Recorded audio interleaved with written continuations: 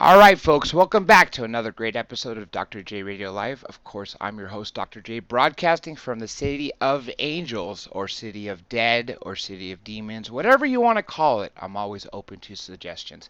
And remember, folks, today is only one. This time is one of two shows.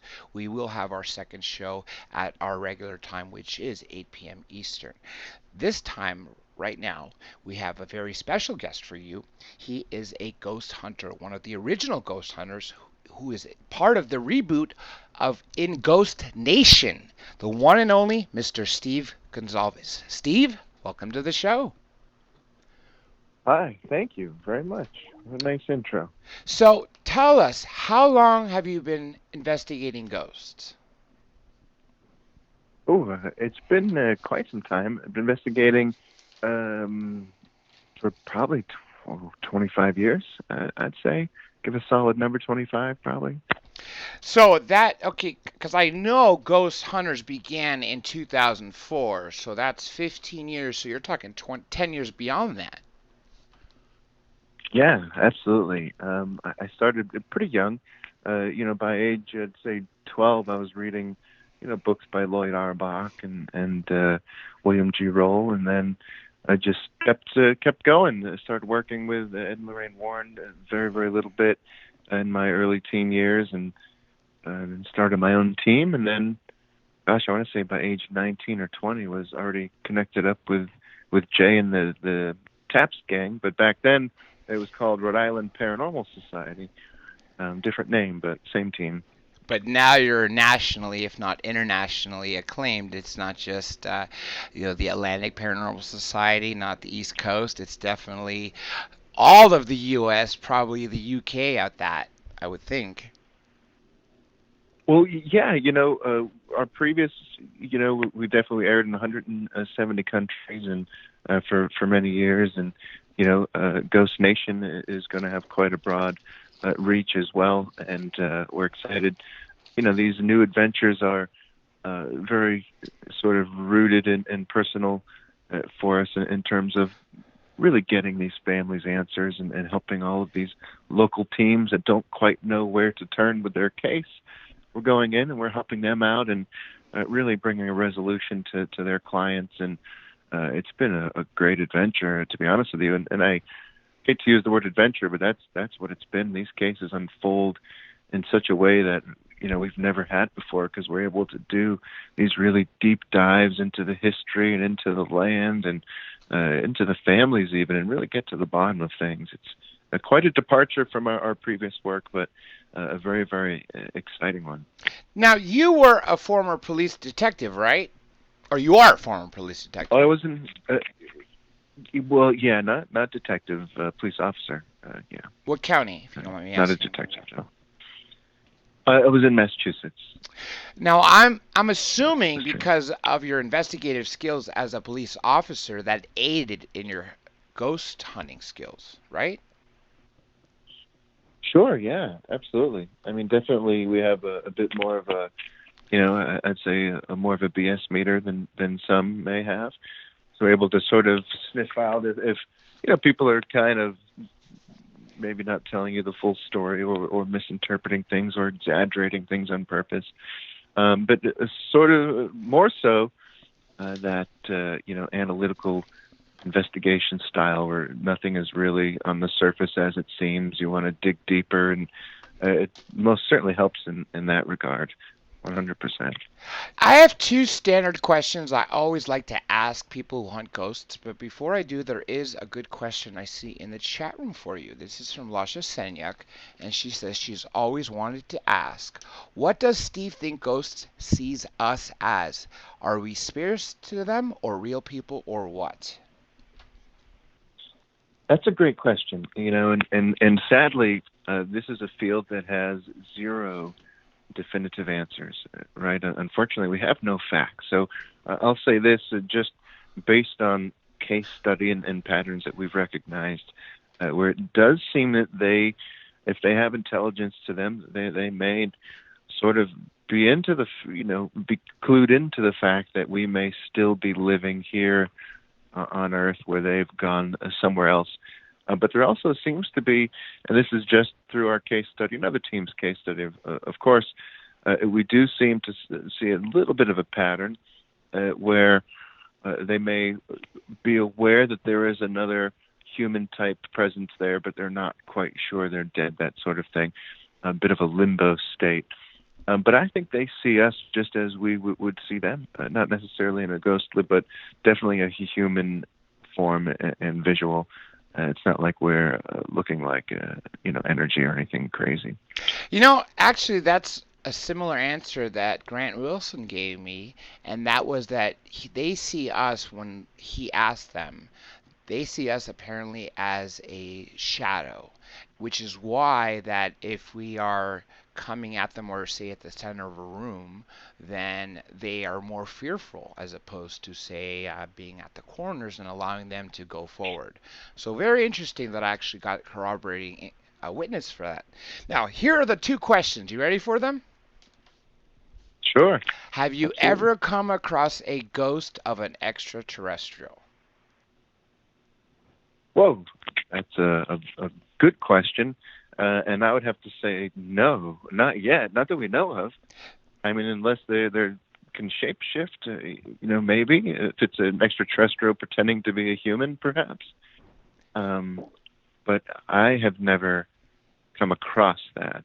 A lot of people think aliens are far more likely than ghosts.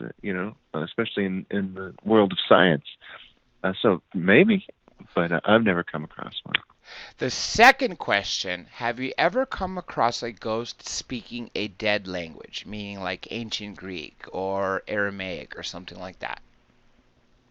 Sumerian. I have not, no, but I do know investigators who claim to and have recordings of that. We did get some Native American language, but I'm not sure that it's a dead language. They may still speak it in some parts. I'm not completely sure. Where it was actually, we had it translated at URI, and which is the University of Rhode Island, and it was translated to the words "stand and fight." So we just heard sounded like human voice, and we didn't know what to make of this, and we were like, this could be a different language, and we knew somebody who was a linguist, and brought it to them, and they identified it as a Native American language. I don't remember the exact language or dialect or whatever. But it was saying stand and fight. I thought that was pretty awesome. I'm going to mark that as a big yes. I like that. And thank you for corroborating that. Now, of the 1,000 or so places that you have investigated, the haunted locations, can you name some of the most memorable? Sure. I mean, there are the places that, stick out to me, and I know people will think they're very cliche or whatever, but when we hit these places, they weren't. Not to say we sort of highlighted them, but until we went there, a lot of these places weren't very well known for their spirits, such as St. Augustine Lighthouse. They had no reports, but that place will always stand out to me. The history there and just what we encountered. Waverly Hills, of course, in Louisville, Kentucky, and there's one place. It's in Virginia. I can't tell you where just yet because it's on our new show, Ghost Nation. Hasn't aired yet, but it's an antique shop, and we have we put together quite a doozy of a few different techniques, some evidence collection equipment. And some new gadgets, and some really solid research using some names and some techniques and all of that together combined got us a really, really intense experience that for me is going down as one of my favorites and most intense. And you'll see it. It has to do with harmonica and perhaps the Prohibition era. But it's very, very, very cool. But I'd say Waverly Hills, St. Augustine Lighthouse, USS North Carolina, and possibly this antique shop that we have coming up here. Let me first go into the antique shop. There's a video that's circulating on YouTube, and it's about an antique shop, about a couch, a sofa. And the owner of the shop says that it's been haunted, and he brings in a team and they use a Kinect camera. And the Kinect camera catches a small being, maybe a childlike size, and in one instance, a human is actually reaching its hand out, or her hand, and the ghost is touching it in the Kinect camera. Another time, they're playing some music and the ghost is dancing. I'm not trying to spoil if that's the video, but have you seen that video? I have seen. I don't know if it's the exact one you're talking about, but yeah, I've seen a bunch of those videos. One looks like it was in a bit of a nursery kind of setup. If that maybe that's the one you're talking about. No, it more was like a love I'm scene. not too sure. Okay, love seat. Yeah, I don't know if I've seen that exact one. The Kinect camera is interesting. It definitely, is intriguing.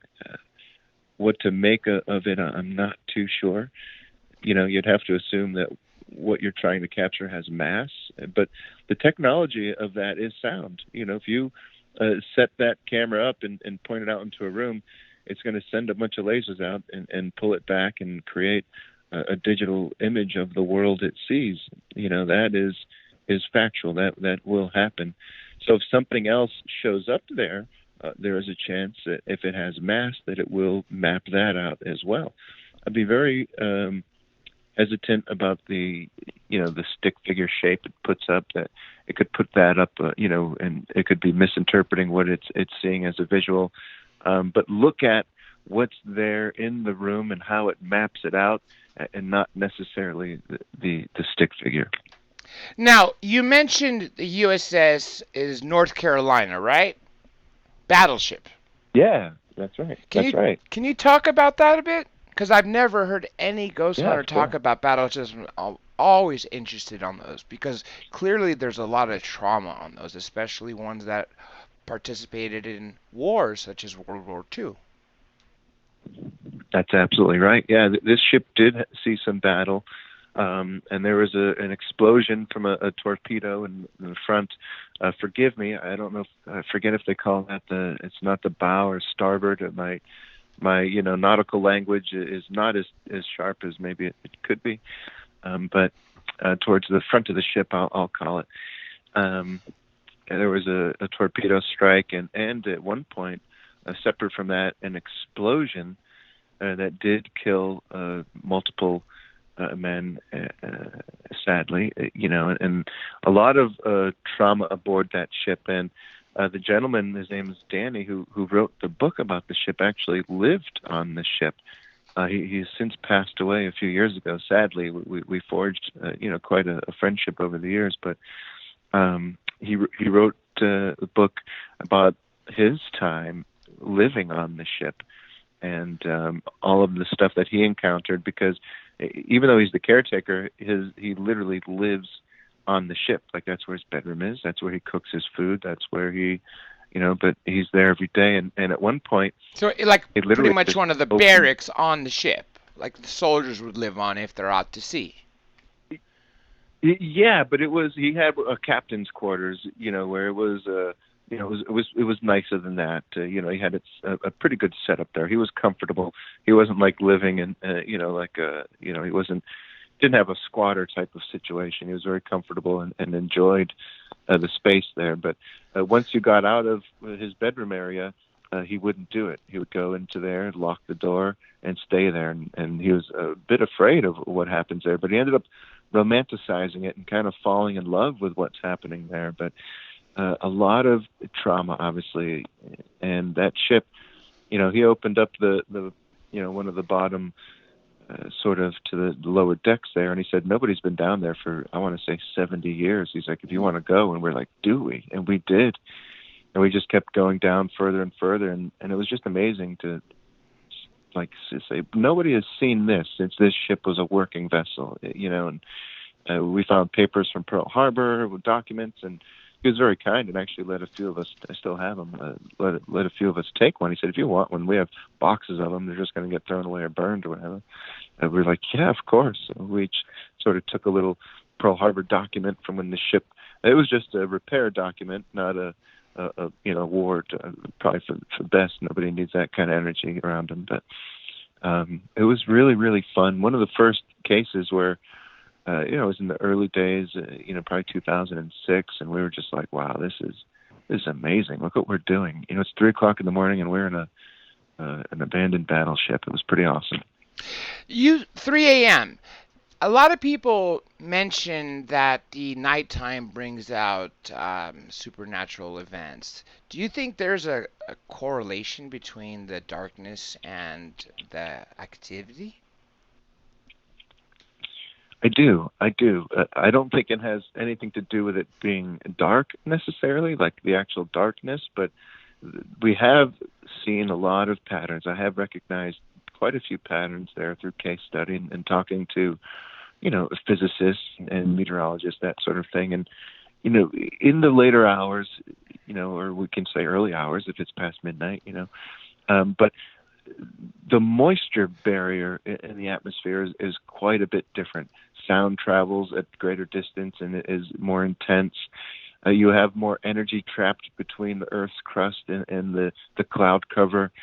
All of that is real and taking place between those hours. So that could be one of the catalysts. But another one is, at night, a lot of people, especially nowadays, investigators are wanting to seek that sort of phenomena out. You're seeing a different spectrum at night than you're seeing in the day. For instance, if it's daytime out and I'm wandering around and I turn a flashlight on, I don't see that flashlight beam, right? It might as well not have any batteries in it. But if it's completely dark out and you turn on that flashlight, you're going to see the beam for quite a distance. So you're opening yourself up to seeing a bit more of the phenomena. So I think that, combined with heightened awareness of, things happening at night and sort of giving that spooky sort of factor to it would be the real reasons. I don't think it's anything necessarily inherently spiritual or the veil is thinnest during those hours. That's not something that I sort of put too much belief in, but, I'm just one investigator of many. So there are plenty others who may have a different opinion. Now, there's 3 questions in the chat, and I have 2 more that I wanted to ask you that arose from what you said. So let me go with the first one from the chat here. This is for Metalhead. It says, where do you think these entities come from? Bad, good, earthbound spirits? Well, I think it depends on what kind of entity you're talking about, but I think all of the above.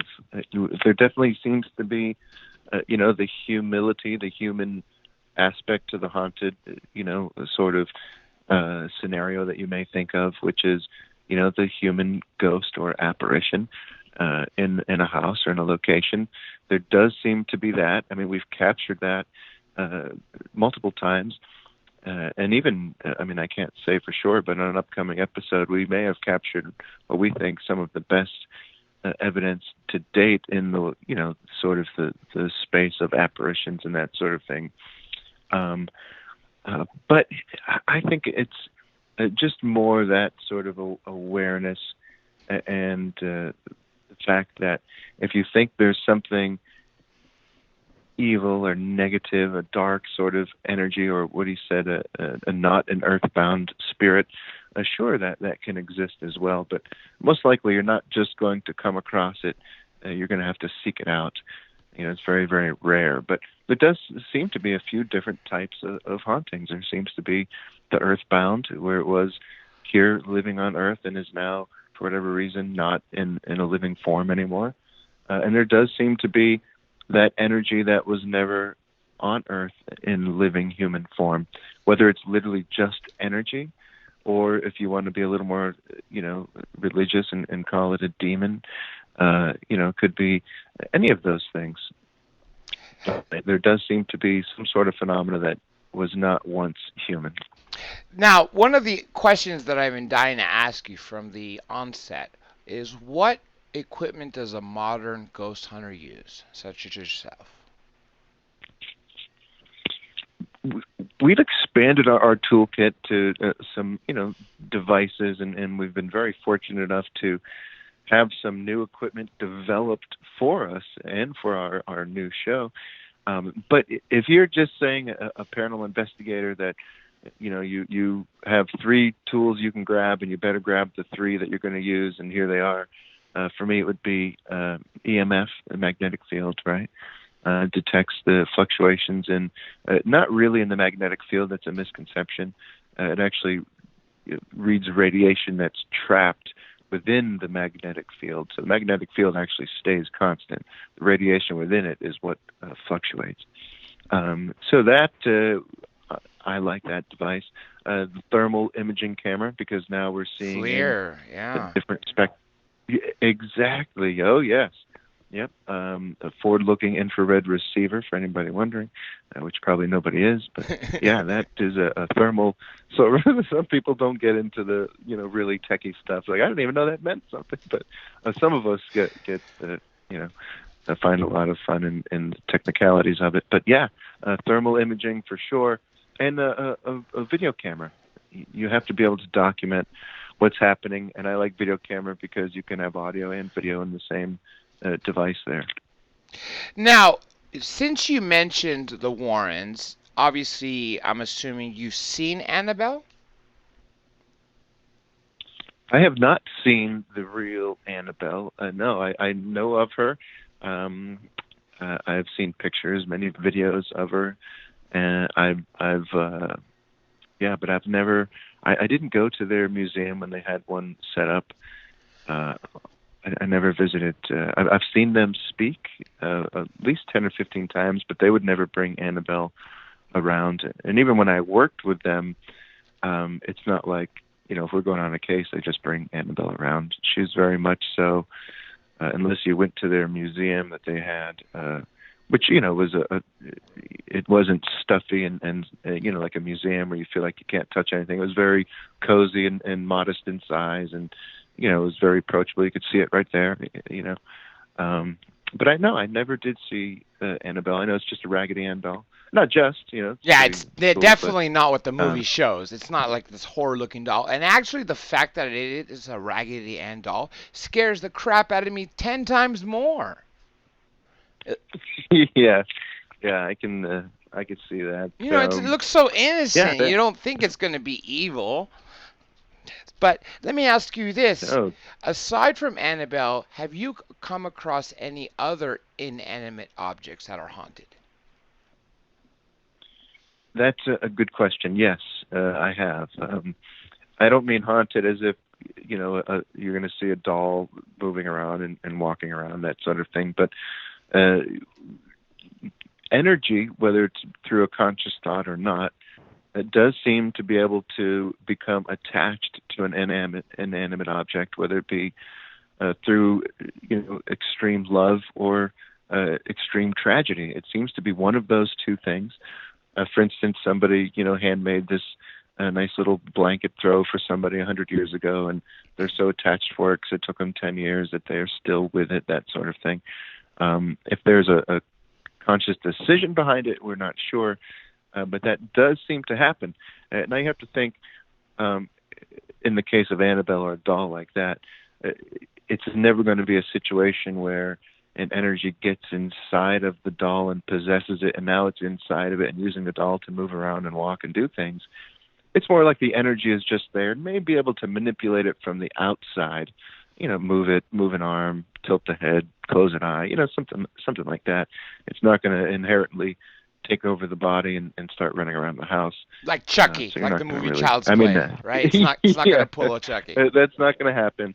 Or like the Annabelle movies, you're not going to hear a noise and then look up and see the doll just standing there looming over you. It's not going to happen. Luckily for all of us in the field, our job would be a much different.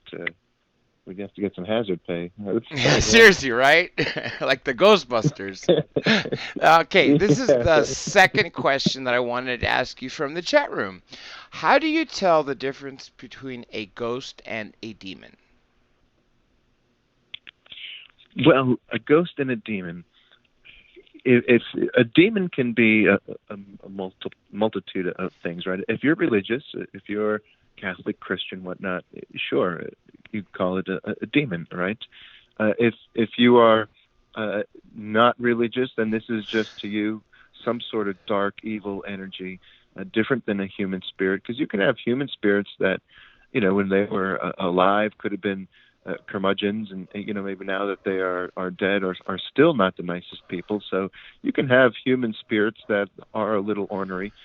Just because it's doing things you don't like, it doesn't necessarily instantly mean it's a demon. But the ways that you can tell, it does seem that when we encounter these sort of dark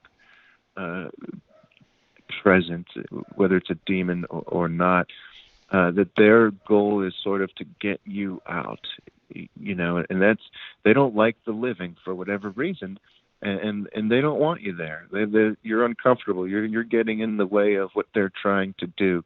Or if you're going the complete, a Christian or Catholic route, they do not like humans. They hate us. We're the gift of God. They hate us. They want us dead. All of that. They're going to do everything they can to bring us down to hell and get us to sin while we're here so that we don't go to heaven. All of that sort of thing. But how can you tell the difference? Is that they don't want you there. If you're dealing with a human spirit, you're not going to get things like what they call indusions, really nasty smells, the temperature going from 10 to 100 degrees back to 10. You're not going to smell the sulfur, the burning flesh. You're not going to see spontaneous fires if you're dealing with a human spirit. That's all under the sort of model of the inhuman or demonic type of spirit. So if you start to see that kind of stuff, then you can adjust your investigation or start to think you're sort of messing with a demon.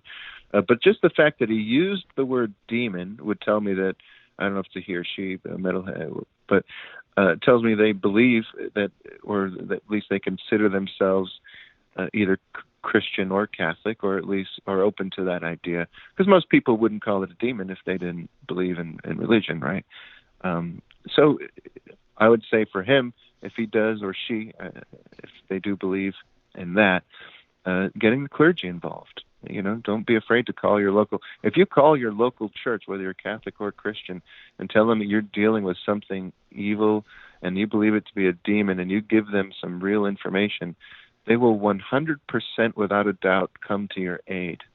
I've seen it done many, many, many times over. It just takes a phone call, maybe a few phone calls, but they will put you in touch with somebody who will make you feel better, whether it's somebody who can perform an exorcism, whether it's somebody that just can sit down and talk you through what you're going through. They will help you 100%. So if you are religious, reach out to the clergy. If you're not religious, call us. They will come and try to help you out. That's what I would say. But with the demon side, most likely you're not going to just come across. You're going to have to seek it out, or be doing something that it's going to seek you out. So don't be afraid that you're just going to somehow come across a demon. It most likely won't happen. People that do are trying to get in touch with them, or putting themselves in situations where they can be in touch with them. Now, let me ask you, because you brought up possessions. Have you ever come across someone who is possessed and had to do an exorcism? I would. Yes, I mean, I've been involved with cases where, whether they're legitimately possessed or not, they 100% believe that they are. But I've never seen anything with my own eyes that I've said, oh my gosh, this is a possession, this needs to, even after the clergy is done and the exorcism has been performed, sure, the vibe in the room is different and that sort of thing, but it could just be because the personalities in the room are now different. The tone is different in the room. Emotions are contagious. Maybe they're, you never know what psychologically is going on for you to really assess. But I have been on cases where I do believe there has been some evil. I have seen spontaneous fires, and have had the temperature messed with, and have had what we call indusions, those nasty smells coming at me. But never been witness to, and I mean, we have been part of those cases. We do cases for different religious organizations. But to say that I have seen an actual possession, I'm not sure. People who 100% believe they are possessed, yes. But whether or not it is an actual possession, I'm not sure. Now, this is the question from the chat that I said I'd say for the last because we are out of time. And this is from Tammy George. When is Ghost Hunters doing a live show? Which could be a segue for what you're doing tomorrow. Yes. Ghost Nation, we will, we're not doing a live show this year, but there have been talks about doing some sort of special for next year. The folks at Travel Channel are very open to that idea. They love the genre of the paranormal. They're fans of it. They're intrigued by it. And that's why they're embracing it. They want to be a platform for everybody who loves it, everybody who loves ghosts, the paranormal, and all things paranormal to have a home. And that is important. So they're open to the idea of doing specials. They did a live special from Salem, Massachusetts this year, and it was fantastic. So they're definitely open to doing live. Whether or not Ghost Nation will do one, we're not sure. We don't know. I think it's too soon to tell, but we're open to the idea, and so are they. So I'd say the chances are in our favor that we may do some sort of special, whether it be live or not. We'll see. Steve, it's been an awesome time. I truly hope we do this again. Please hang by off air so I could thank you again, one more time. Before we go, if you have a website or anything that people can find you, go ahead and say it.